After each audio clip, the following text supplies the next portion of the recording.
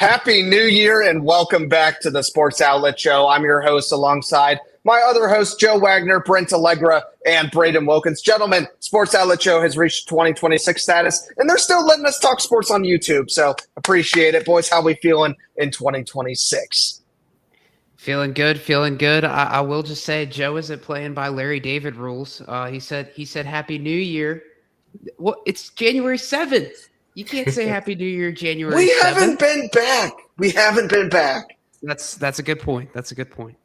But I do know the reference, and I did get yelled at earlier this week due to that reference.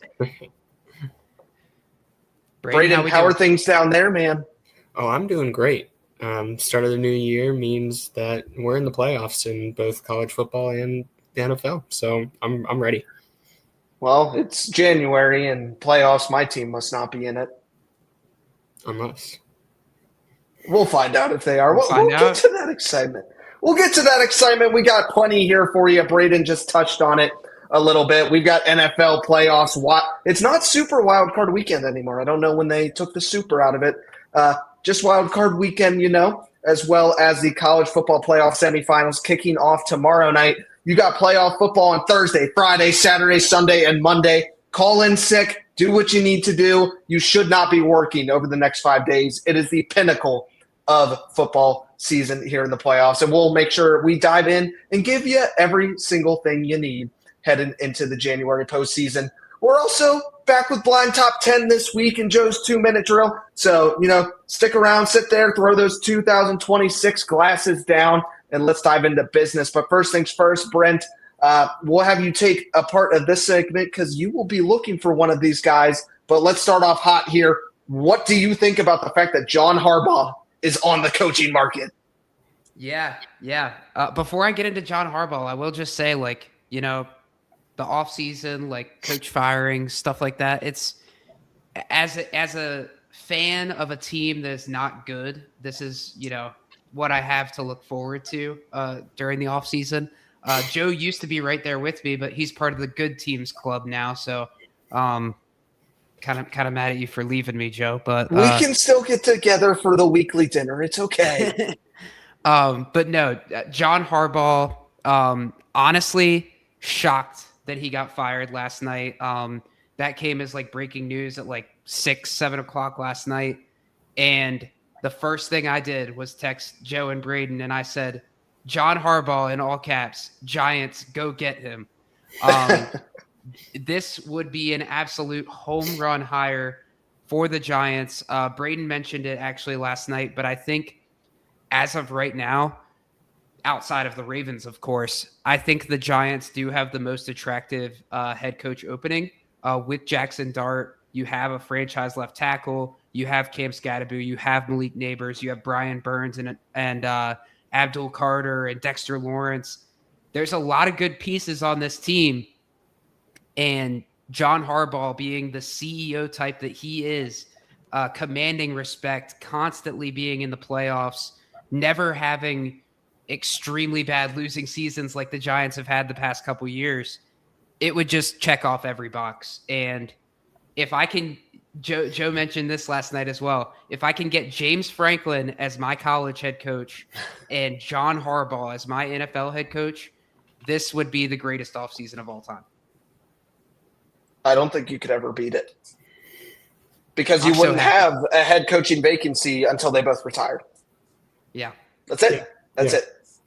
Yep. But absolutely incredible. I was looking through the list, guys, and it's the same way on the sheet as well. There's 7 head coaches vacancies open. A couple happened midseason in there that we'll chat about just briefly here before we get into the semifinal week of college football playoffs as well. But that ranking is actually the consensus, looking around at a couple different sites, of attractiveness of the job, with the Baltimore Ravens being the slam dunk number 1 pick up there, obviously, with all pros in Lamar Jackson, Derrick Henry, Mark Andrews, Marlon Humphrey, so much great talent on that roster. Number 2 surprises me a little bit with the fact of the Atlanta Falcons being above the New York Giants, and I'd be right there with Brent and saying he's not biased. New York has one of the most attractive jobs in the market. Not to rebuttal what he said, but Jackson Dart, right? Cam Scadaboo, who's the craziest man alive, in the National Football League. And you got to remember, Malik Neighbors played like 3 weeks, 3 or 4. I can't remember it off the top of my head. Brent probably sees it in his nightmares. But other than that, this young offensive core is gross. They have the best defensive line in football. So kind of shocked with the pieces that Atlanta has that they're the second most attractive job when Michael Penix really isn't their franchise guy. So intriguing points there, but Raheem Morris gone after 3 seasons for Atlanta. I must say I was upset to see him go because he sucked. Hey, I wouldn't mind him as a DC potentially, but no, he's not head coach material. I'm right there with you, Joe. No, but terrible game clock management from him all year. But Raheem, I can't dismiss your name all year long. You let the Panthers win 3 times, man. Thank you. Appreciate your act of service. You let us just destroy you 30-0. You let us beat you again in overtime at home in front of your fans. Fist bump for you, man.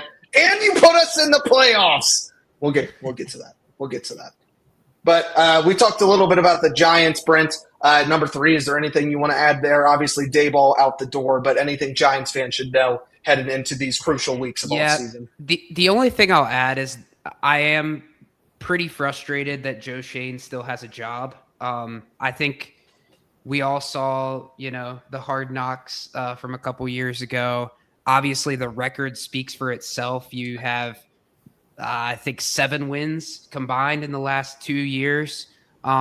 It's not good.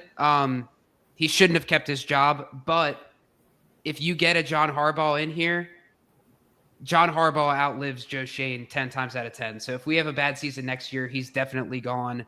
But we would still have our head coach in place. If you hire like maybe an unproven guy like a Clint Kubiak or I'm trying to think of the other hot candidates right now. Chris Shula, a guy that has not been a head coach before. I think they would be a lame duck as well. They'd probably just go with the GM next year. And that's not a position I think any of these guys want to be in. So a little frustrated about that, but I think we've talked about Brian Daboll enough at this point where we don't need to hash that out anymore. I do think he will get an offensive coordinator position though this offseason, which I think he'll be an intriguing candidate for a lot of teams looking for offensive help. I'd take him in Philly in a heartbeat. Yeah, I saw that as an option. I also saw the Commanders as an option for Brian Daboll as well. So hoping he stays out of the NFC East, but I do think he is a great offensive mind, just does not know how to win games when it comes down to the nitty-gritty. Well, if you saw what Jim Harbaugh said as well, to quote a little piece of that, Brent, he said, I don't understand how John Harbaugh got fired after 18 seasons in Baltimore, but I just pray and know he's going to have an incredible next chapter of his life. I just hope it's in the NFC. Yep. So me too, baby. Right there with you. Braden, break down these the Titans, Raiders, and Cardinals for me. Some very quick dismissals of head coaches with those 3 respective programs. Yep. For the Titans, Brian Callahan made it 2 seasons, well, 1.5. He was 4-19. He's fired in week 6. The Raiders, Pete Carroll, only given 1 season, 3-14. To be fair, that team did look absolutely abysmal all year, so can't blame the Raiders organization there. Kevin Stefanski, former 2-time coach of the year, fired by the Browns. I think he's going to find a good landing spot. They just things just did not work in Cleveland, and they haven't for the past couple of years. For the Cardinals, Jonathan Gannon fired after 3 seasons. I'm surprised he lasted that long. And Joe, you mentioned the list here is ranked in order of attractiveness. I think the Browns could actually be a pretty attractive job, definitely more so than the Titans and the Raiders. So I'm thinking that jobs might be a little underrated for Cleveland there. I think anybody gets excited with Vegas with the fact that Fernando Mendoza is going to be a Raider, that smiling Christian man is going to the Las Vegas. Those hands will not mix, but Fernando Mendoza is a outstanding guy. And love how he puts his faith on his platform every single time he's up there. Just a great kid, great story, amazing family. I've come to love Fernando Mendoza over the past couple weeks, even though I don't know how he'll play as an NFL quarterback. But the Indiana Hoosiers should go number 1, if not Dante Moore. Those two will be 1 and 2 in the draft for sure. But I mean, you think about Ashton Jetty, you think about Brock Bowers. If they can go out with that second first-round pick and go get Cardell Tate, this offense is gross. Overnight, done. That's fair. That's fair. I think on the other side of the ball, you're not looking at a lot there. But yeah, I think you're right. That offense, they do have some fun pieces. And your star edge rusher wants to leave. So yeah, that's another problem. I don't blame him. Brent, you'll appreciate this factoid I found about the Cleveland Browns. Shadur Sanders, right? You know, the sensational quarterback. He had the lowest QBR of a rookie quarterback in NFL history. So Myles Garrett, not the only one breaking records in Cleveland. Jeez. Hey, throw up those watches, baby. Throw up those watches. He was also on pace, if he played the full season, to break the interception season record. Jeez. Franchise guy. Yeah, I don't think he's the answer there. I just thought you'd appreciate that. I just thought you would. I do. But, all right, that's all I needed. I just need you to appreciate it. Like, I appreciate your haircut. I appreciate Maddie letting everybody know, looking fly. He got it just for this. There was no other reason. True. The Sports Outlet show comes first, so had to look good for the boys. I love it. Let's go ahead and break down some of college football playoff quarterfinal weekend. Brent, let's kick it over to the Hurricanes. Tell me about an upset over there. Yeah. Before we start off with this, just a quick question, maybe to Notre Dame fans out there. Do we still think Notre Dame should have been in the playoff over Miami? Just a question. They've turned their attention to Alabama, Brent. We'll get there. I don't know if that's any better. Those same Hurricanes everyone complained about, despite losing head-to-head to them earlier this season, just walked into the Cotton Bowl and knocked off the reigning national champion Ohio State Buckeyes. Miami 24, Ohio State 14. And this was not some lucky break or one-off performance. Miami controlled this game. Carson Beck, he set the tone early with a touchdown pass. And then Keontae Scott, he completely flipped the night. Scott jumped a screen from Julian Sayin and went 72 yards untouched for a pick six to make it 14-0. That was really the moment that the game broke open for Miami. For Ohio State, it was a long night offensively. Julian Sayin, he showed flashes, but the Hurricanes made life miserable for the freshman quarterback. He was under constant pressure, sacked 5 times, threw 2 interceptions, and rarely had time to get comfortable. I attribute a lot of that to Ruben Bain, a top prospect for this NFL draft. Teams are going to be clamoring to get that guy. But man, Miami just disrupted Ohio State's offense all night long. The Buckeyes managed just 14 points, the most they'd allowed all season defensively, but it still was not enough. They struggled to sustain drives, failed in key moments, and spent most of the game chasing. To Ohio State's credit, safety Caleb Downs was everywhere. He became the first player in college football playoff history to force 2 fumbles in a single game, doing everything he could to keep the Buckeyes alive. He's the guy I'm looking at potentially for the Giants. I know people hate on drafting safeties high, but it worked out for Kyle Hamilton. I think Caleb Downs is a Kyle Hamilton-like prospect. But back to Miami, Beck was efficient and calm, 19 of 26. Mark Fletcher Jr. powered the offense and earned offensive MVP honors himself, and the Hurricanes defense made the plays that mattered most. You have Michael Irvin on the sidelines whipping his belt against the Gatorade cooler. So a lot of good things that Miami just hasn't seen since they won that national title back in 2001. Now they've won 6 straight, taken down Texas A&M and Ohio State in the playoff, and they're 1 win away from playing for another championship in their home stadium against Ole Miss, who's without their head coach in Lane Kiffin. It's open. It's open for the taking. The U is real and very, very much back. This is wild. This team almost being left out of the college football playoff. And based on again, we go back to our conversation a few weeks ago and us just yelling at the committee. They made the right decision, but it was ridiculous how we got here. And this shows that they made the right decision, and they are probably all taking a big, deeper breath watching the Hurricanes that are going to be playing tomorrow night. Yeah, I'm excited for it. It's almost here, baby. Absolutely nuts. Braden, let's turn it over to one that maybe people took a nice midday nap during. Yeah. Oregon wins 23-0 against Texas Tech. Oregon shuts out a Red Raider team that was putting up 42 points per game and hadn't scored less than 22 once prior to this game. And in doing so, they earn a rematch against the number one team in the country. For Texas Tech, Baron Morton struggled mightily. He was 18 for 32, 137 yards, 2 interceptions. He was sacked 4 times and lost a fumble. His QBR was 18, just abysmal. Linebacker Ben Roberts was one of the only bright spots for this Texas Tech team. He had 16 tackles, 1 tackle for loss, and 1 interception. And that is how the season ends for Texas Tech, in a shutout and just completely opposite from what we've seen from them this season. For Oregon, Dante Moore was very solid. He completed 78% of his passes for 234 yards. He did, however, have an interception and a fumble that he was fortunate to recover. The running game was not particularly efficient for Oregon. The running backs averaged 2.5 yards per carry.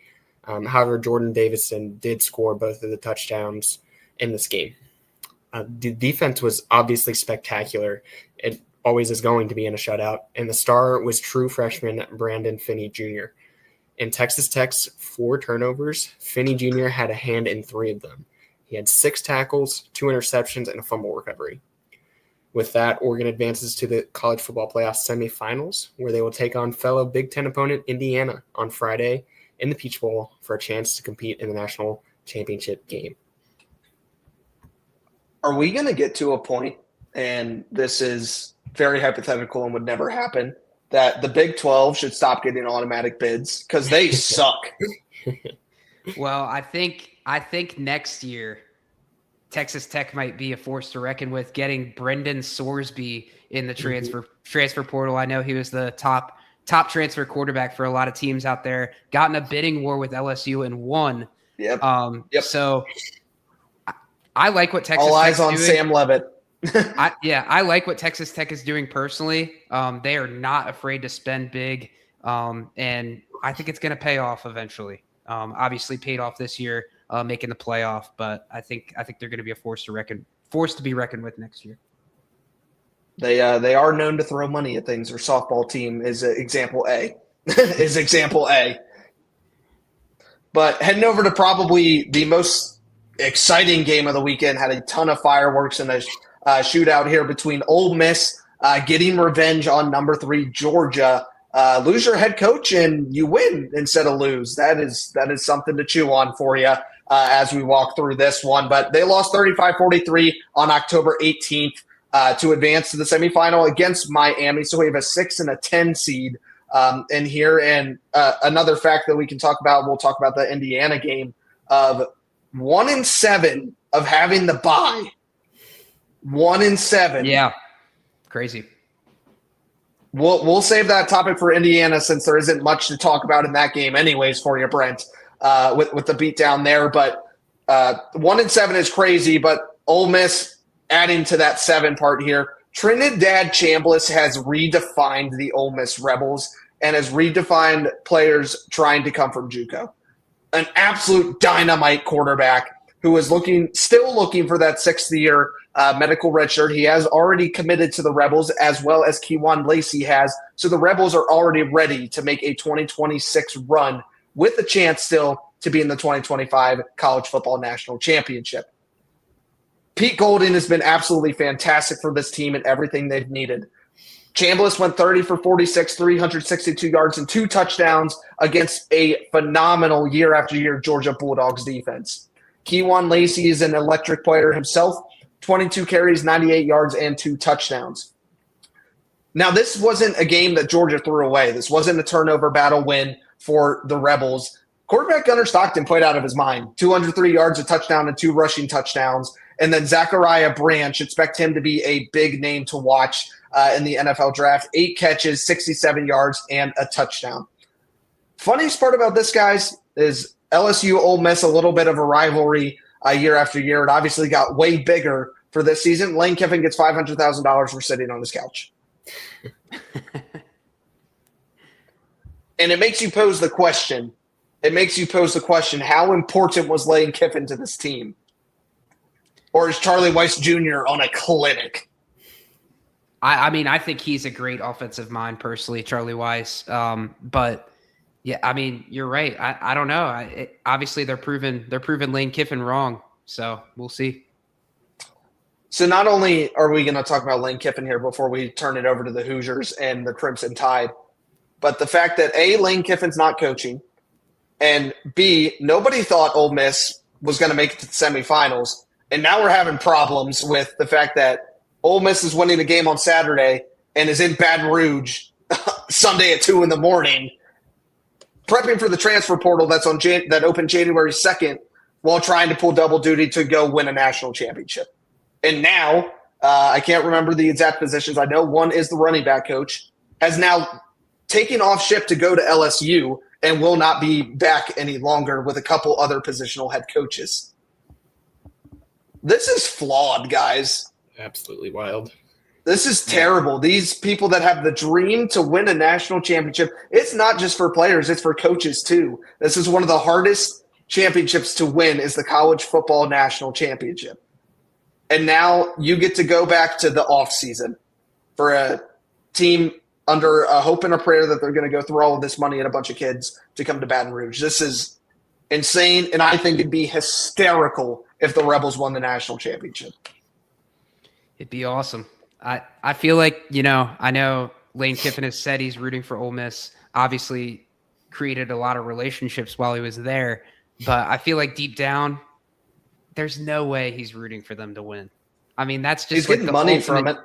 I guess, yes, I guess he is, but I feel like that's the ultimate gut punch, to leave right before the playoffs and your team goes out and wins without you. It proves, like you said, that they don't need him. So I'm rooting for him. I think it'd be awesome. You're leaving for a place to go win a national championship because you think you can go and do that at that place. And your team is one game away. Tomorrow night's game away for playing in a national championship in a week and a half. What is going on in college football? This is ridiculous. It makes you wonder if he's already regretting that decision. I wouldn't be surprised. And the fact that the talent that Ole Miss has already retained and 2 very key stars there, not many people are following him to Baton Rouge, so we'll see. Yeah. I hope he doesn't find this podcast, or else we're going to we'd be made famous overnight if he found this podcast. But you never know. He finds things in mysterious ways. Enough about that. Take me over to Pasadena. Yeah, this was crazy. This was not an upset. This was a dismantling. Indiana did not just beat Alabama in the College Football Playoff quarterfinal. They humiliated them. The top-seeded Hoosiers rolled the Crimson Tide 38-3 in the Rose Bowl, delivering Alabama its worst loss in more than 2 decades. Imagine saying that 3 years ago. Crazy to think about. This was Indiana's first Rose Bowl win, first College Football Playoff win, and first bowl victory since 1991. And they did it against the most dominant program of the modern era. After a scoreless first quarter, Indiana flipped the switch, scored 24 unanswered points, finished with touchdowns on 6 of 7 drives. Had to do it. Alabama managed just 11 first downs and under 4 yards per play. Kurt Cignetti called it breaking their will, a page straight out of Nick Saban's playbook, and it showed. Once Indiana found its rhythm, the game was over. Heisman winner and future Raider, have to say it, Fernando Mendoza was nearly perfect when it mattered, going 14 of 16, only had to throw the ball 16 times, but the Hoosiers controlled the game with balance and precision. Omar Cooper Jr. opened the scoring, and from there, it was all crimson and cream. This was Alabama's first loss by 35-plus points since 1998, a result so lopsided it barely felt real.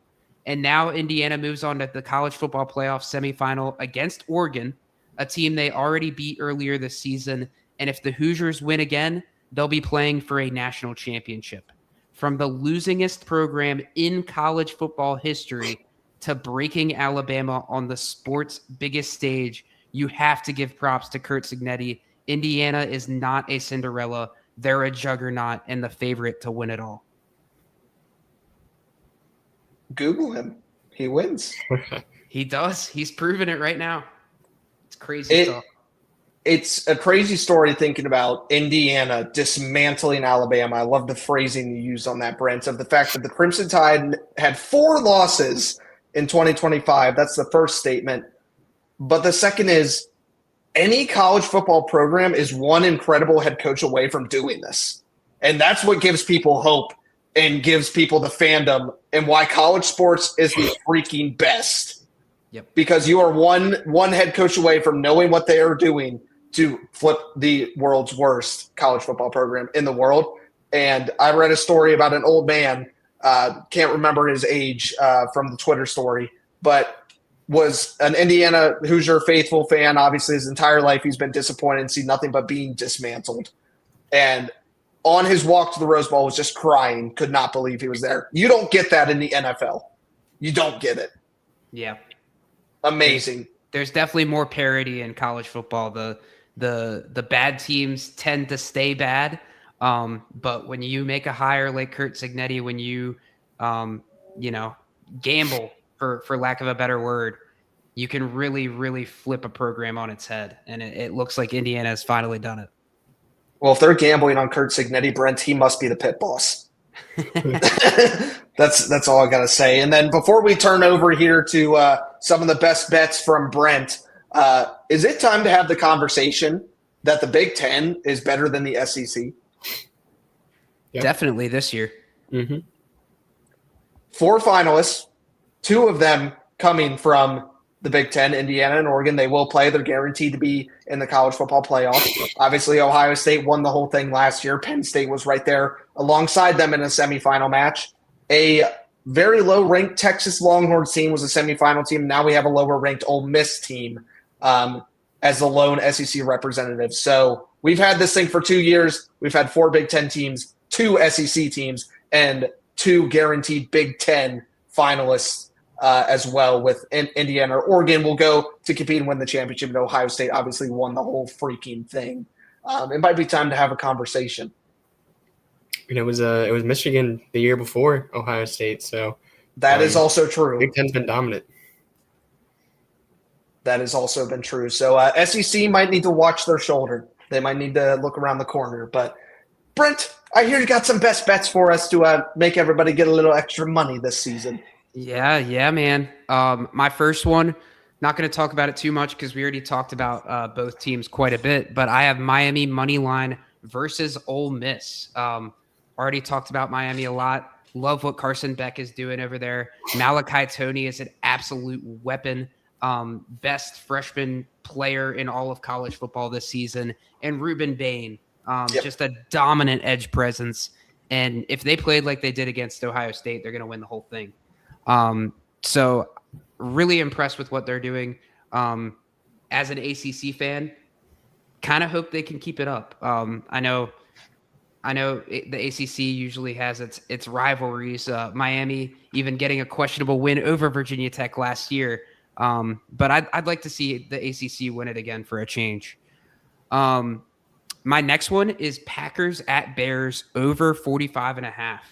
I think there's going to be a lot of offense in this game. Jordan Love is going to be back. Zach Tom is going to be back.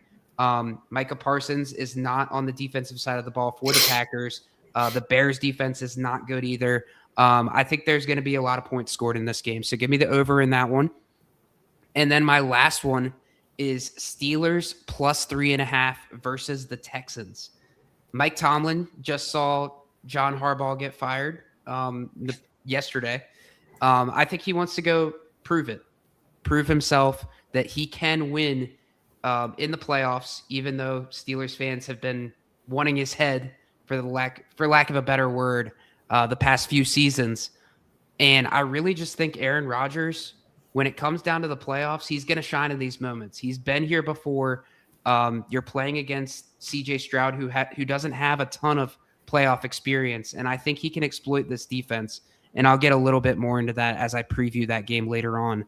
But if you pair all those together, $10 pays $52.89. So not a bad little parlay there to start off your weekend. Brent, please tell me you saw the graphic with the Tyler Luke field goal. And here's the field goal, right? In the middle, it says Mike Tomlin fired. And on the other sides, it says John Harbaugh fired. Yep. I mean, I wouldn't be surprised because both of these fan bases have been calling for it for a while. And I get that things get static after a while, especially 18 seasons with the same coach. But that doesn't mean they're bad. Only one team can win it every year. So I'm excited for that game in particular. I think it's going to be a close one. Don't ever let my fandom get like that, gentlemen. I'll never take this for granted, ever. Not as a Hokie, not as a Panthers fan. It'll never, or a Pirates fan. It'll never happen again.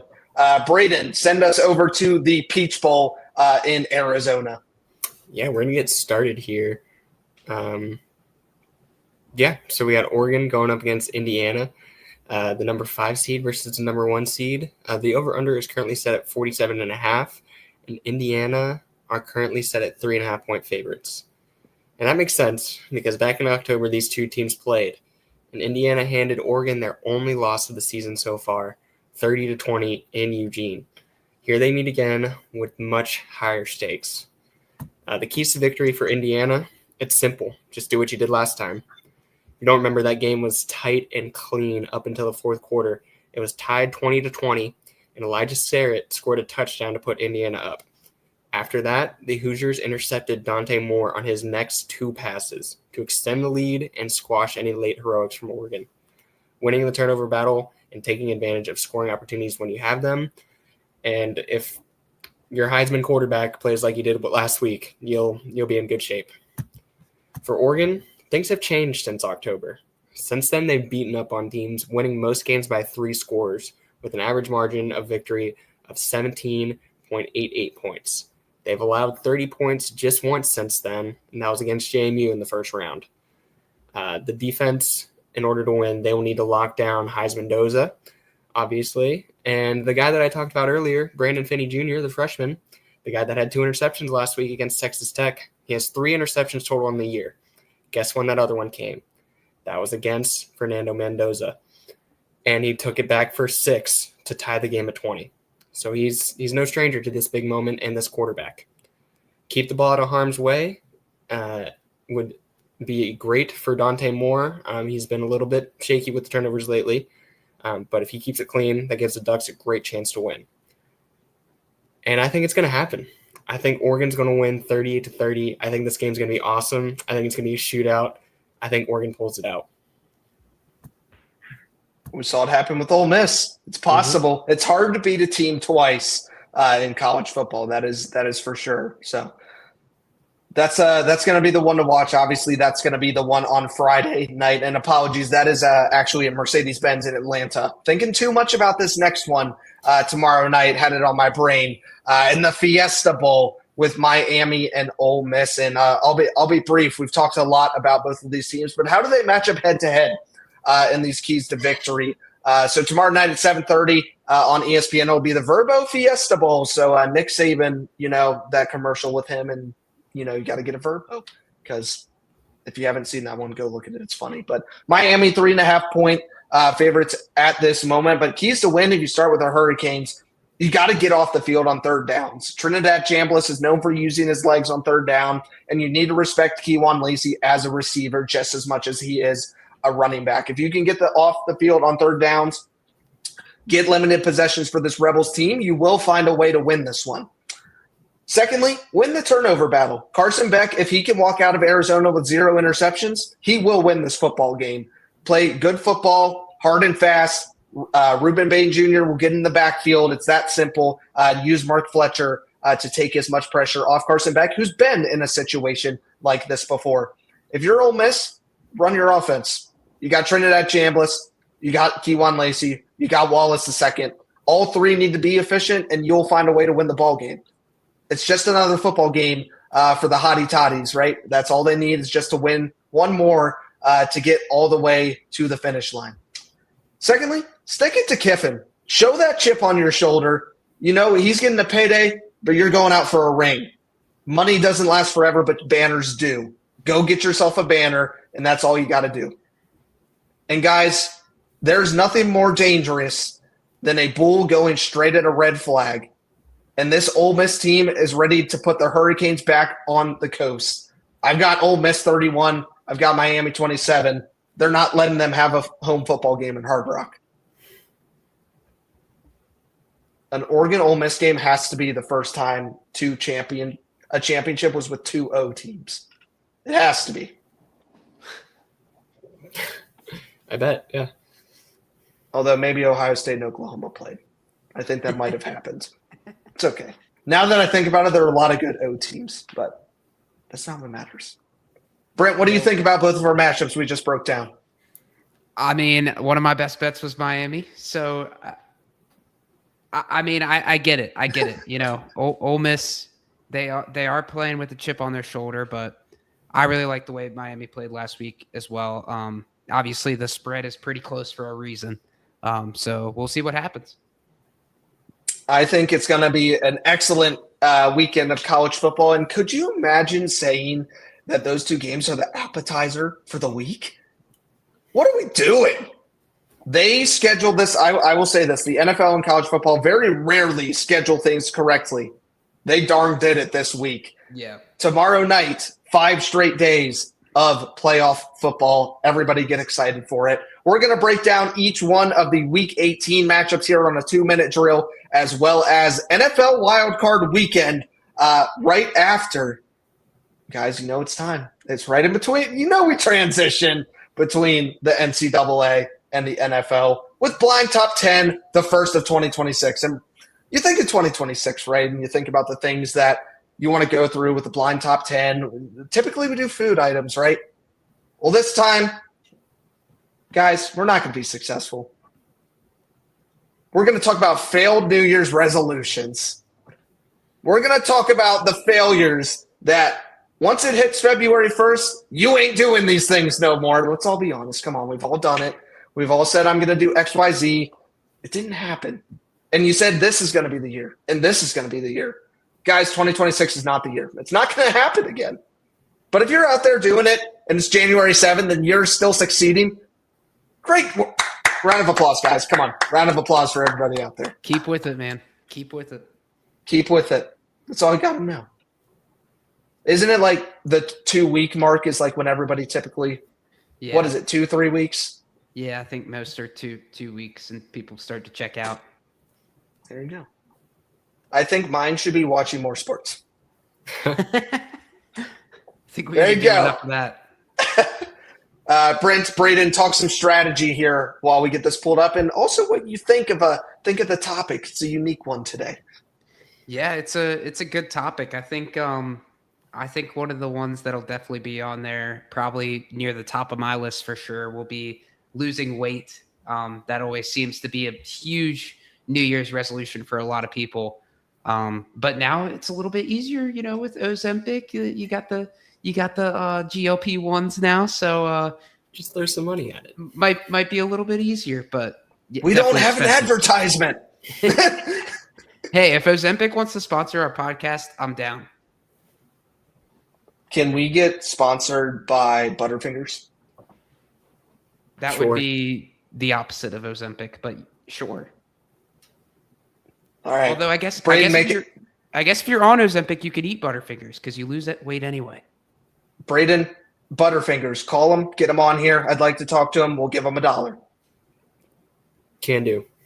Thank you. All right, enough joking around. We got to get to business. Our viewership just went up 110%. People are waiting for this blind top 10. And will you all be perfect in 2026? Let's see.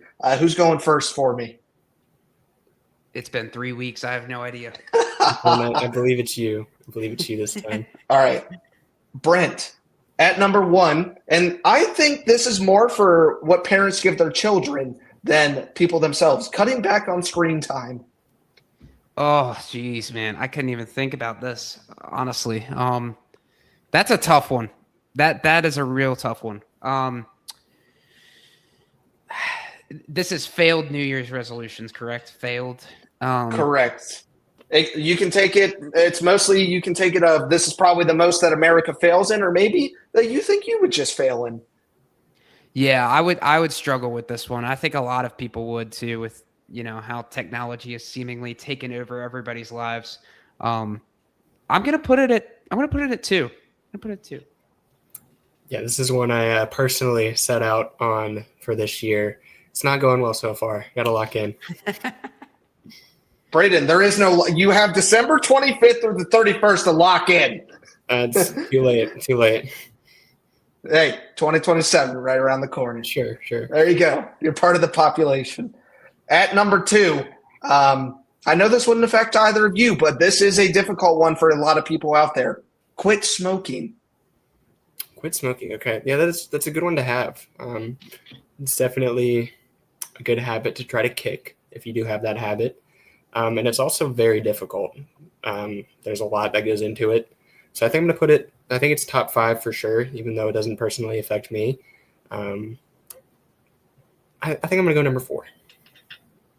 Go number 4. Braden, not a big smoker. Nope. This is something you're working on. Keep at it. Proud of you.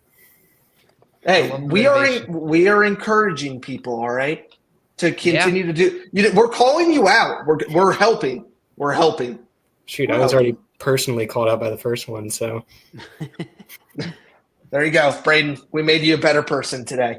At number 3, you can take this in 2 separate ways: saving money or sticking to a budget. Oh, geez.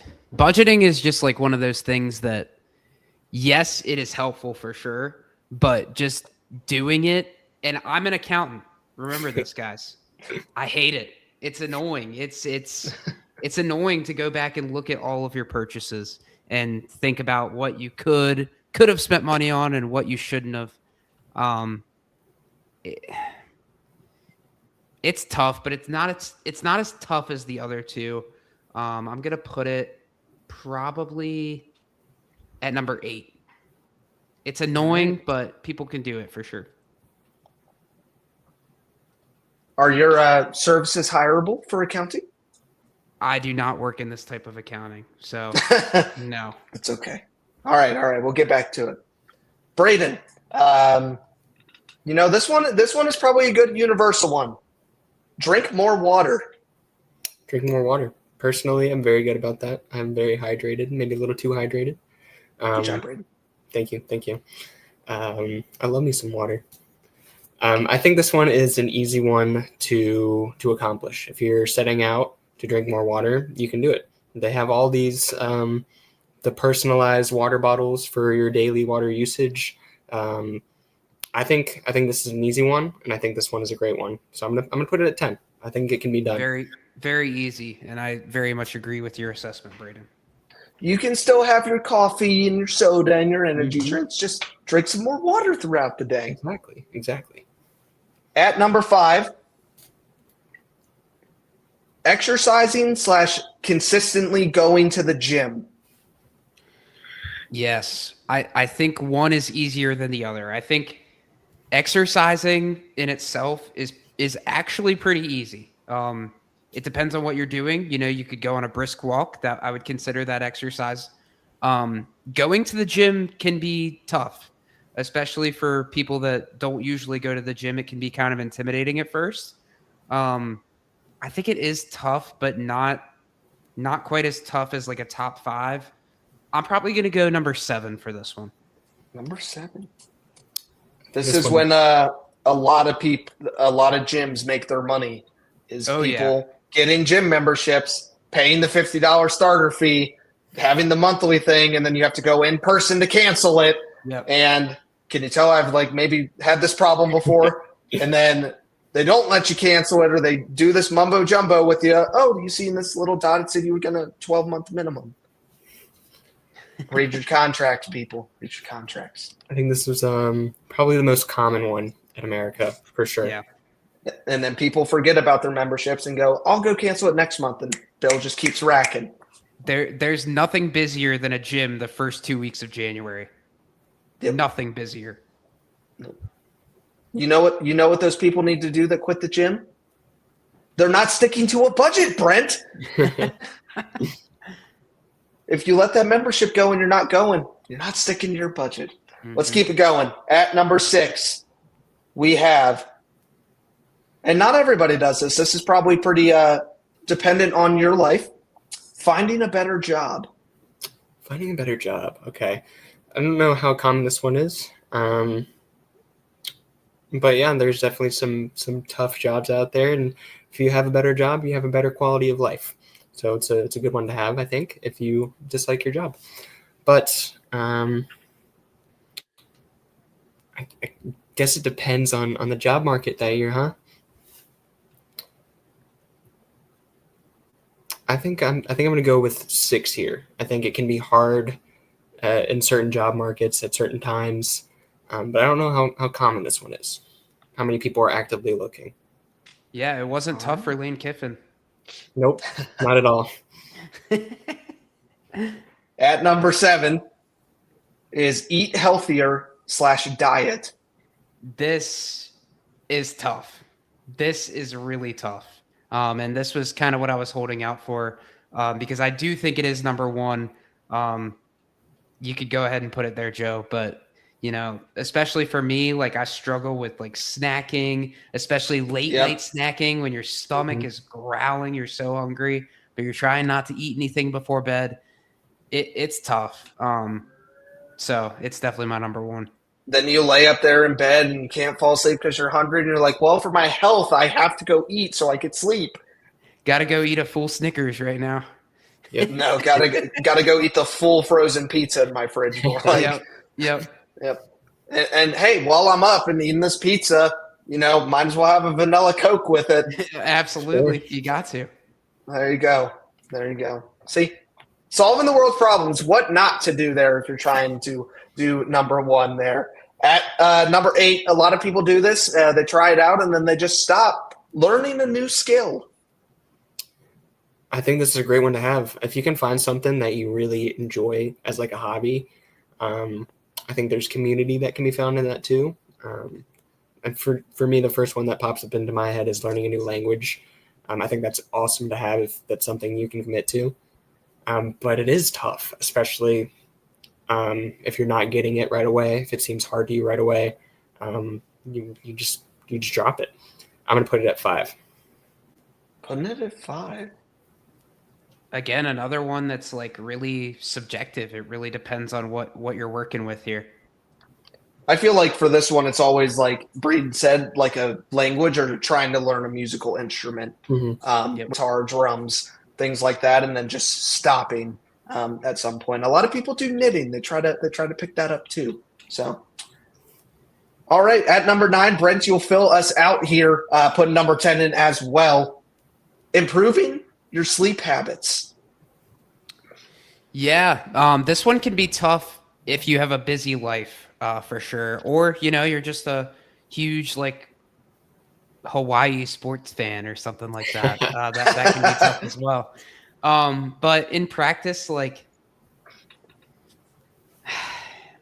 I personally don't find it that tough. You might have to say no to, like, some late night outings now and again, but I really think it's not as difficult as people make it out to be, unless you struggle with sleep, which a lot of people do. I'm gonna put it at 9. I think there might be a tougher one coming up. This one I have struggled with and continue to struggle with at times, but I find just having a consistent routine definitely helps with that. And if you have a routine and you stick to it, you're gonna end up sleeping better. Well, my problem is I had 2 weeks off of work for the Christmas season, and my schedule has been shot. It has been bad. At number 3, you have reading more books. It's also another one I'm working on. For me, that ties hand in hand with cutting back on screen time. I'm trying to do one to do less of the other. So yeah, I think that's a good one to have. Reading more books. There's your top 10. Reading more books is always something I'd like to do in theory, but then I just remember that, like, sports are on, or my favorite TV show I want to watch. Like, it's another tough one for me for sure. I'm just not patient enough with the quiet to read a book unless I'm like vacationing. Yep. So that's my problem. But I think we did. There is your first top 10 of the year. I like it too. I think it was a good way to start. I just heard scratching behind me, and I totally forgot Bandit was there. I thought I was going to get murdered. Here, let's show them. People want to see Bandit in 2025. 2026? What up, dude? 2026. There he is. Bandit. He's gonna host a 2-minute drill. Hello, everybody. Let's talk about the Carolina Panthers. He's got his blue on. All right, bud. He does have his Carolina blue. It's playoff season. Thank you, Bandit, for letting us do that. He is instantly laid back down. Let's go ahead and turn over here. First of all, a round of applause for Brent. Whoa, he flipped that stopwatch really quick. If we had replay system like the NFL, you would just see. He was ready. He was ready for it. Oh yeah. Let's get it up here first. Not that. Error. Joe's 2-minute drill, Week 18 edition. It's the last time, and we'll see if it makes a return in 2026 when we get back to doing this here full time with NFL and college football stuff, right? So we'll have to know. We'll have to know. But Brent, Braden, tell the fans while I catch my breath what I'm about to try and accomplish. Yeah, I think what is it, 16 games this week, and we didn't recap any of them because we had a lot of college football to cover. I think this one might be a struggle, but we'll see what happens. Yeah, typically, like you were saying, Brent, we recap 3 of the games. So this is your heaviest workload, Joe, and I don't think you've seen it before. So I'm hoping you're ready. I don't think I am, because I did the math for it, Braden, and it's 7.5 seconds per game. Thanks. We'll see. I'm going to need to do breathing. All right. You all ready? Yes, sir. In 3, in 2, in 1. Let's go. Cody Johnson wrote a new song, Welcome to the Ref Show. Bucks beat Carolina in the split series, but the Panthers make first playoff appearance since 2017-16-14. Seahawks Niners Saturday night. Walker and Charbonnet carry Hawks with 171 yards, touchdown to clinch 1 seed, looking to return to Levi Stadium one more time. Texans Colts. Texans win AFC South heading to the playoffs. Riley Leonard looked good in his starting debut, 270, 2 touchdowns a pick. Texans 5 seed looking for a championship run. Giants Cowboys, even when you wanted to lose, Giants are winning. They win 2 in a row to head into 2026. Start 2 touchdowns. Kicker Ben Sauls could be that guy. Heading over to Cleveland, record-breaking Shadur Sanders. Not him. It's Myles Garrett season. Gets that 23rd sack to break it. Defense scores 2 touchdowns to win finale against Cincinnati. Falcons Saints, God bless America. And rise up, Birds. They beat Tyler Shuck in this team. Get the Panthers in. Raheem Morris is out. We got Vikings. We got Packers in this one. 9 gets a W here, but gets hurt for the 8 millionth time this season. Packers are number 7 seed. We'll see Chicago. 41-7. Trevor Lawrence is on a Linsanity run. Continuing to go that. They will be hosting the Buffalo Bills. In this one, Cam Ward played decent as well. Rams, Cardinals, Rams. That offense and Stafford just were fantastic. 4 touchdowns. Michael Wilson could be a problem.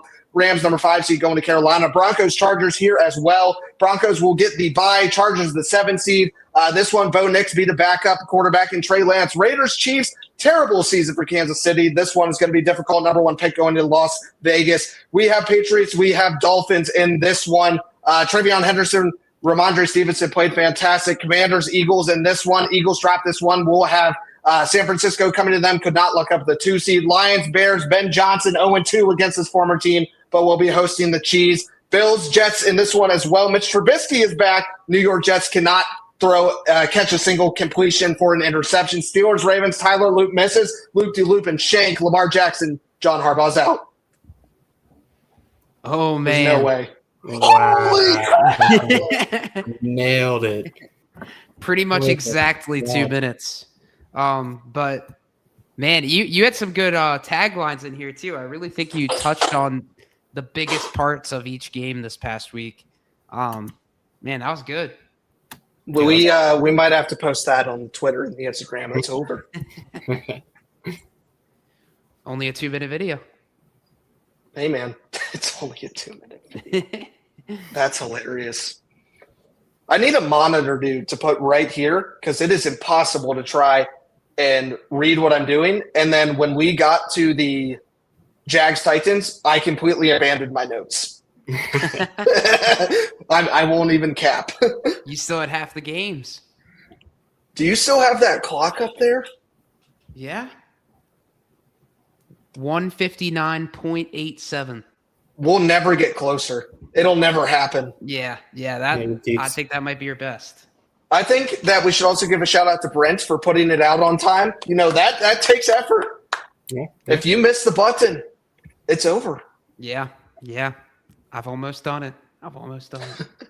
It's okay. Well, Braden, we'll turn it over to you for the best bets after a Linsanity Joe's 2 minutes. Yeah, it was perfect.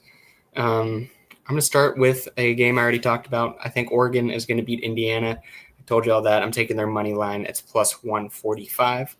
After that, I have Bills -1 versus Jacksonville. It's minus 110. Joe, you mentioned it, though. Trevor Lawrence has been insane recently, so I think that game's going to be really fun. And then Chargers-Patriots, I have over 46 points, and that's minus 110 as well. So $10 for those three pays $89.29. Have you ever seen a spread in your life at -1? I know, right? There's a lot of, besides Panthers-Rams, sorry, Joe, there's a ton of close spreads this NFL wildcard weekend. I'm excited for it. I love the close spreads about it. The thing is, I've never seen -1. I see -1.5, 2.5. It's always the halves in the NFL, unless it's like you're getting up to 6-7 points or something like that. But this is crazy. I don't even know what you do here. Do you take the -1.5? I'd say at that point, take the -2.5. You could take the money line as well. Yeah, this is true. Well, I guess you're getting more with the -1, but it's crazy. Mm-hmm. The Bills are going to win by 1 point, and it's just going to void so many bets. It's going to push so many bets, and everyone else in every other fashion is just going to be losers. Yeah, that'd be funny. We have wild card weekend here coming up on Saturday. We're not going in time order. We're going in the way that we decided to for the flow of the podcast. But this will be the primetime Saturday night football game. Brent, take me to Soldier Field. Yeah, there is no better way to start the NFL playoffs than this. Packers-Bears at Soldier Field for the third time this season and for the 213th all-time meeting in the most played rivalry in NFL history. Each team defended home field in the regular season, both by one score. In Week 14, Green Bay won 28-21 when Caleb Williams threw a late interception with 27 seconds left. 2 weeks later, Chicago returned the favor.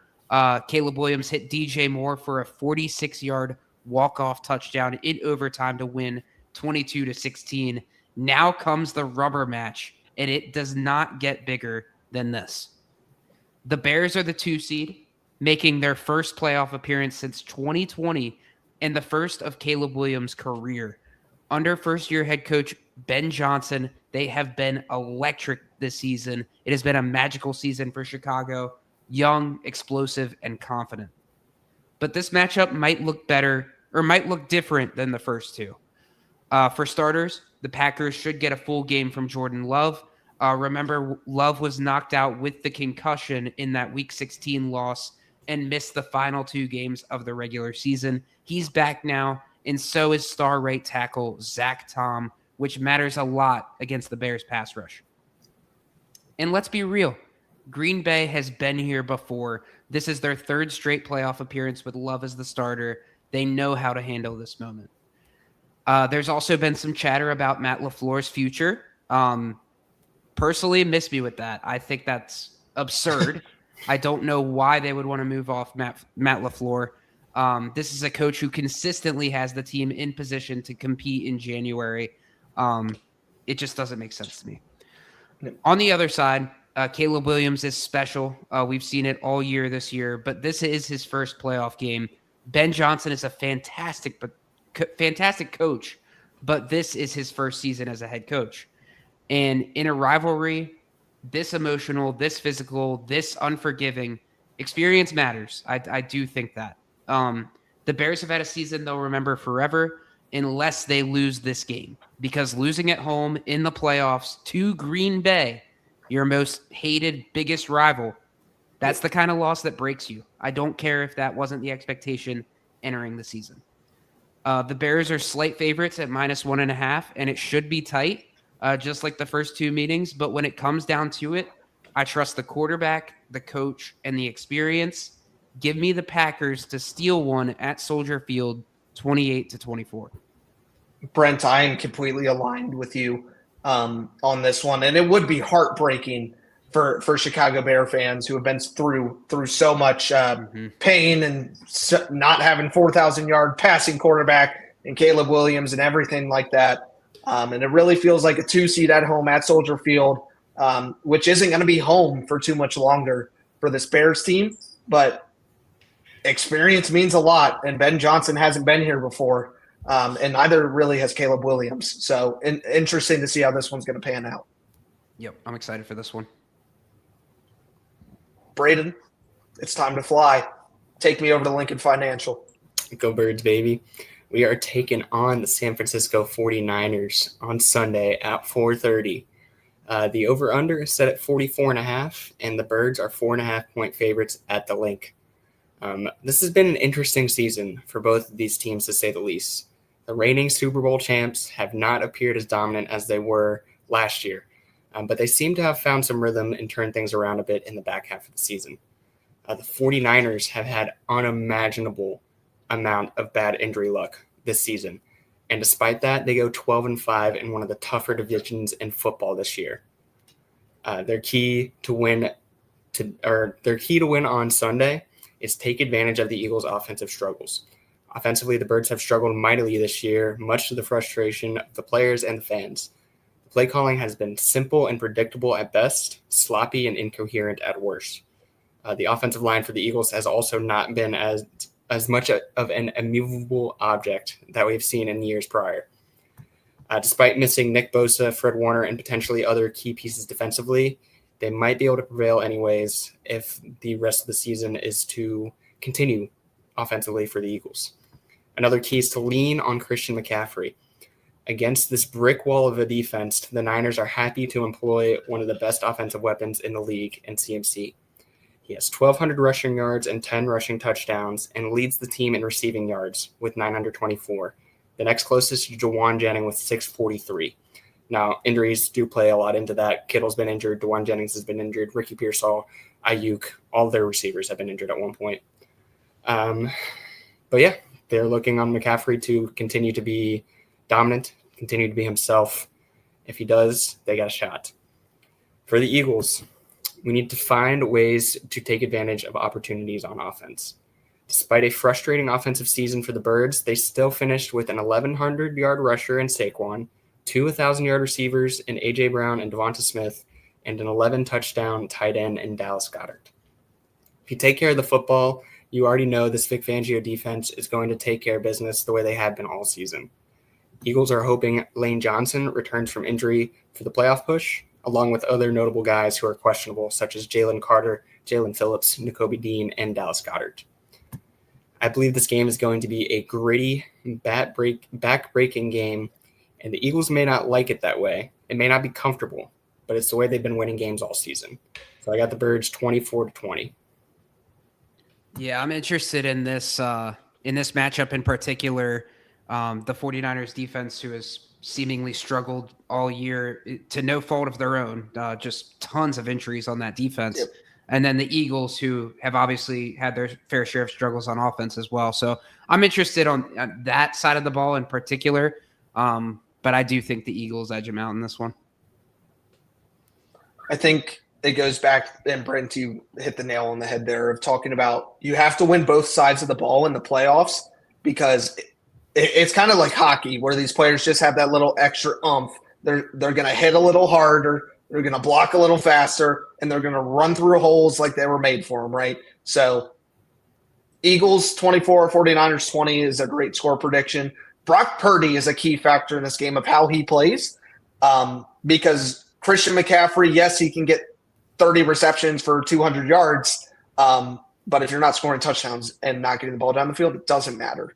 So I'm intrigued by this one, but I also have Philly as well. In the pick 'em. That defense is just going to get picked apart, and Cooper DeJean to the house. Bold prediction. I like it. Hey, man. He's playoff ready. He's playoff ready.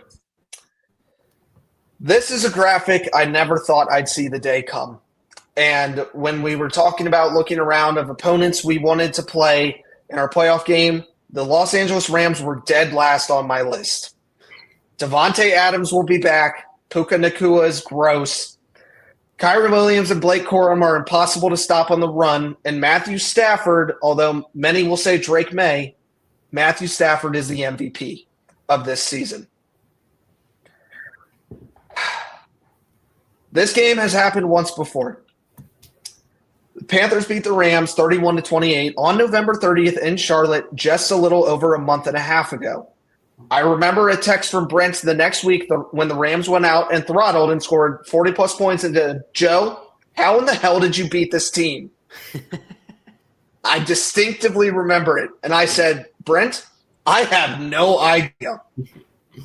And here we are again 6 weeks later in the NFL season from Week 13. The Rams, the only team in double-digit favorites, and honestly that's even close to double digits, at 10.5, with a 2-possession game at minus 110. This over-under set at 46.5, as well as the money line for the LA Rams at minus 600. Yuck. Talk about the Rams' keys to victory. It's pretty simple. MVP Matthew Stafford shows up. Don't throw those 2 interceptions that were game changers in Week 13, especially in the red zone, and use Puka Nacua and Devontae Adams to embarrass J.C. Horn and Mike Jackson, and then throw in a mixtures of screens to Kyren Williams and Blake Corum that unfortunately Christian Roseboom cannot cover by himself. Secondly, this Carolina Panthers team only has one identity, and they haven't had it recently, and that's why they've been losing. Stop the run. Do not let Dowdle and Chubbard get hot, and make Bryce Young beat you in this football game. If you stop the run, you stop the Carolina Panthers. Let's play second fiddle. On the Carolina Panthers side, you need to pound the rock, and there needs to be a Hubbard and a Dowdle splitting 30-plus carries. They need to combine for 150 scrimmage yards and 2 touchdowns to give us a chance. And secondly, I can't think of a better day in my entire life for Bryce Young to open up his inner Atlanta Falcons opponent. Take Bryce off the leash and let the man heave the ball. It's the playoffs. Let's get after it. Jalen Coker wants a tutty in front of this Carolina crowd.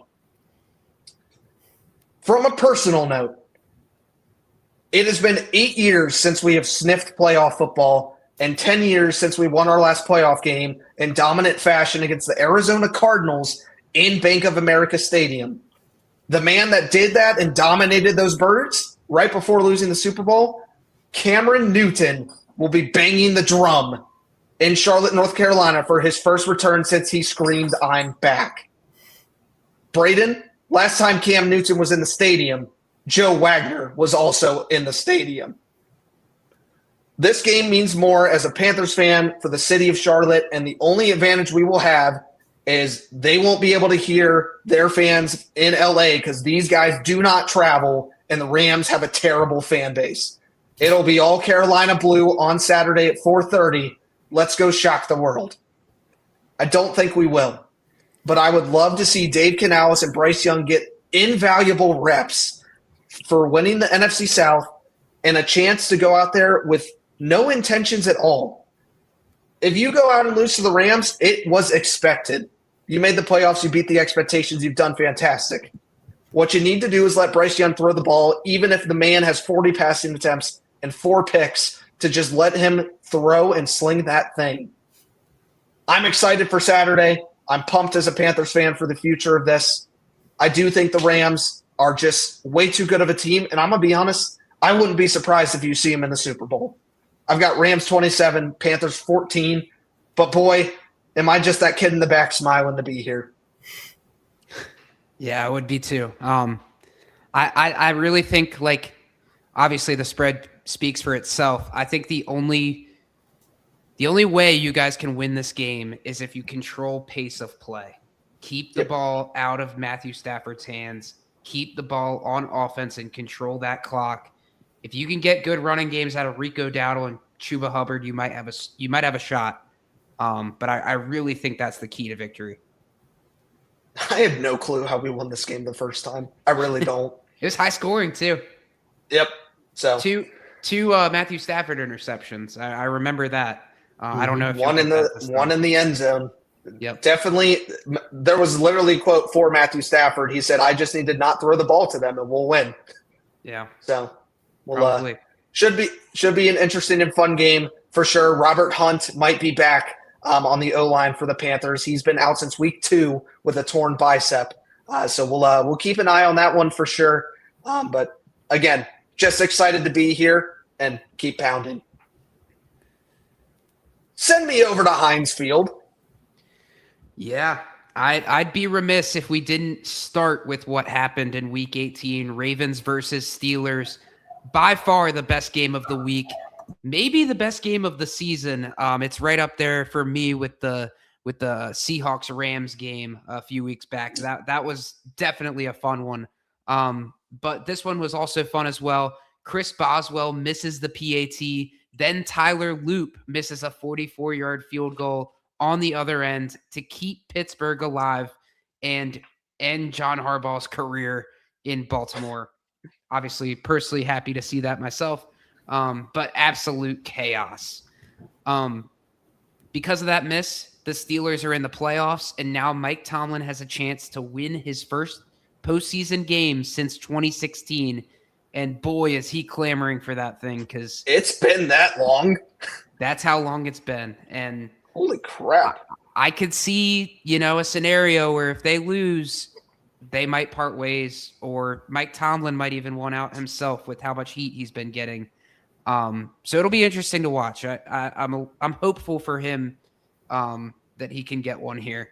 But Pittsburgh improbably captured their AFC North and earned the 4 seed. Houston comes in red hot as the 5 seed, 12-5 overall, winners of 9 straight, and favored by 3.5 on the road. Stylistically, this is an old school playoff game. Defense, physicality, cold weather in Pittsburgh, and both teams want to drag you into the mud. And I'll be honest, my first gut reaction was Texans by a mile. I've loved this Houston team all year, especially on that defense. Will Anderson, Daniil Hunter, Derek Stingley, Jalen Petrie, Kamari Lassiter. This team just has guys. In my opinion, the best defense in the NFL, even over that Denver Broncos defense. But the more I dug into this matchup, the more I think Pittsburgh hangs around, because here's the thing. Aaron Rodgers is still Aaron Rodgers. Obviously not statistically putting up the same seasons he once has, but the Steelers' offensive line, they're not elite, but Rodgers gets the ball out fast. Third fastest time to throw in the league at 2.46 seconds. That neutralizes pass rush, and that's one thing that the Texans ride home about is that pass rush. I think, if you get some dump-offs to Kenny Gainwell, where he's quietly emerged the past few weeks, 5 or more catches in 6 of his last 8 games. If Pittsburgh can get him the ball in space, that could stress Houston's defense. And Rodgers, he just put up 26 points on a talented Ravens defense without DK Metcalf. He gets Metcalf back for this one. I struggle betting against a quarterback this season, especially in January. And obviously on the other side, you have CJ Stroud, who's been up and down. Now he's on the road in the cold against the Steelers defense with a lot of big names and a lot of experience.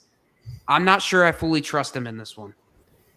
So I think this turns into a defensive slugfest, field goals, short drives, clock control. I still give the edge to Houston because I believe they have the best defense in the league, but I wouldn't be shocked if this swings the other way. Mike Tomlin, obviously, like I said, chasing his first playoff win in 8 seasons, and I'm sure he's desperate for one. But for now, give me the Texans in a grinder. I have Houston 16, Pittsburgh 15. This is going to be a battle of which defense plays better. It's that simple. Absolutely. And the fact, saying the statement of Mike Tomlin has never once had a losing season and being fired. Wild. Dude, could you imagine them canning him and getting John Harbaugh? I don't think that would happen. I think that would be like trading what you have for. Is that treason? Yeah. They're very similar head coaches. So. That's funny. Braden, take me to Foxborough. New England's back. They are 14-3 this season, and they've been fun to watch. The over-under set at 46 points, and the Patriots are favored by 3.5 in Foxborough. Those 14 wins, they might have a little bit of an asterisk next to them. Patriots have benefited from a pretty light schedule this season. That's putting it generously. They've played only 4 other playoff teams in the regular season, and they went 2-2. They beat the Panthers, they split their series against the Bills, and they lost the Steelers. The rest of their schedule had a combined record of 61 wins to 126 losses. So, yeah, not great for their opponents. So will the playoff caliber competition be an issue for Mike Vrabel's squad? The Chargers have been a bit hot and cold. They started 3-0, had some questionable losses in the midseason, and they finished the season with 2 losses to Houston and Denver, and they didn't look too great in those losses. The keys to victory for the Chargers are get the running game involved. Marion Hampton has a chance to return, even if he doesn't. Kamani Vidal has been solid when they needed him. And I think they should spread the ball. The Chargers offense has looked best when all of their weapons have been involved. That's Ladd McConkey, Quentin Johnson, and Keenan Allen. At the beginning of the season, they were all catching a lot of passes, and the ball was just getting spread around, and there was nothing defenses could do. For the Patriots, they need to lean on Travion Henderson. Since November, he's been absolutely on fire with 4 multiple touchdown games. If he can get it going, it will open opportunities in the passing game for MVP candidate Drake May. Another key for the Patriots is to shut down Justin Herbert. Herbert has been the most pressured quarterback in the league this season. Bring him down, make him uncomfortable, create turnovers, win the field possession battle. It's hard to lose if you have all of those things. Despite the lack of quality opponents in the regular season, I think the Pats have what it takes to get it done. Patriots 31, Chargers 24. Yeah, the Patriots are crazy to me because I think I sent you boys this stat, but the Giants have more wins against teams over 500 than the Patriots do. Mm-hmm. That's wild to me. We're 4-13. The Patriots ended 14-3. Yep. Like that's crazy. I've never seen a stat like that. They did not play a lot of good teams. It was pretty bad. It was probably one of the easiest schedules of all time. I'd be interested in looking into that. Mm-hmm. So crazy. It is kind of nuts. Let's turn it over to this one. The 1:00 game on Sunday between Buffalo and Jacksonville. And I think this one's going to have national attention for sure. Buffalo is a point favorite, according to Brendan. The over-under is 52.5. And the money line there for Buffalo at -112, -108 for Jacksonville. Let's talk about the Jaguars first. I need to talk to Chris. Trevor Lawrence. Oh my word! He's not writing back to Mr. Chris Naylor there. No, he's not. He's looking after a different kind of ring this season. Is Trevor Lawrence 15 touchdowns and 1 interception in the last 6 weeks? They have railed off 8 straight dubs. Their last loss to the Houston Texans. Liam Cohen, you can say to Duval however you want to if you keep this performance up. That's one of your keys to win. Liam Cohen, welcome to the playoffs. It's time to keep this Buffalo defense guessing and use your dynamite backfield to just confuse everybody in Buffalo. Use Rudin Tootin, use Travis Etienne, and let Trevor Lawrence keep throwing that ball. Oh my goodness, he's been incredible. You need to run like a freight train as well if you're Jacksonville. Etienne and Tootin need to show up big. They need to make that front line for Buffalo uncomfortable so the corners come up, and then boom, Jacoby Myers is finally scoring touchdowns. It's that simple. This Jacksonville team is great. They've looked great. Buffalo. Guys, do I need to say anything less than the keys to win? His name is Josh freaking Allen. Besides Aaron Rodgers, Josh Allen has the most playoff experience in the AFC playoffs. Chew on that for a little bit. It's his 7th straight season going to the playoffs.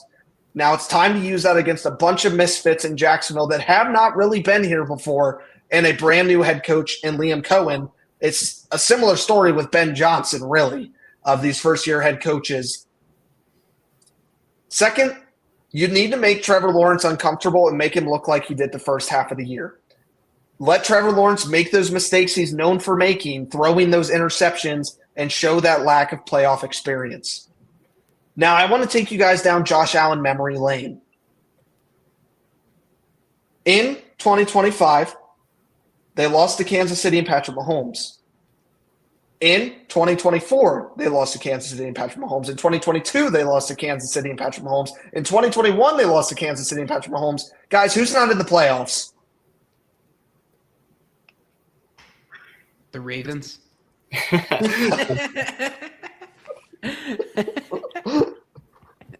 You're posting that on Instagram. You're posting that entire thing on Instagram. Talk about pouring salt in the wound. They're just running in a constant loop of shame. Yeah. Guys, we're talking about the Bills. We're talking about the Bills. Patrick Mahomes is not in the playoffs. That is 4 of Josh Allen's 6 exits.